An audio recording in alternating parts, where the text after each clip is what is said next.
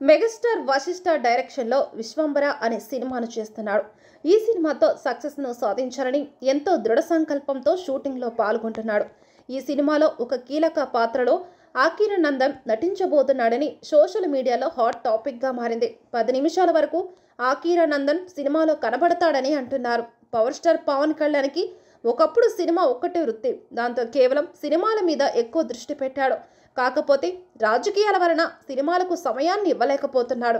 ఆంధ్రప్రదేశ్కి ఉప ముఖ్యమంత్రి అవడంతో పాటు 5 కీలక శాఖలకు మంత్రిగా కూడా వ్యవహరిస్తున్నాడు. దాంతో రాజకీయ కార్యక్రమాల ఎక్కువగా దృష్టి పెడుతున్నాడు. ఈ విధంగా తక్కువ సమయం ఉండడం వలన భారీ బడ్జెట్లో పాన్ ఇండియా సినిమాలు తీయడం కష్టమే.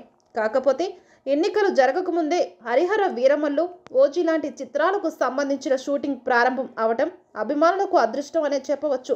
రాజకీయాల్లో కొంత సమయం దొరికినప్పుడు తిరిగి ఈ షూటింగ్లో పాల్గొని సినిమాలను విడుదల చేయడానికి ప్రయత్నిస్తున్నారు. పవన్ అభిమానులకు ప్రస్తుతం ఎలాంటి సినిమాలు లేవు. అయితే ఆకీర నందన్ విశ్వంబరలో నటించబోతున్నాడని తెలిసి పవన్ కళ్యాణ్ అభిమానులు ఎంతో ఉత్సాహంగా ఎదురుచూస్తున్నారు.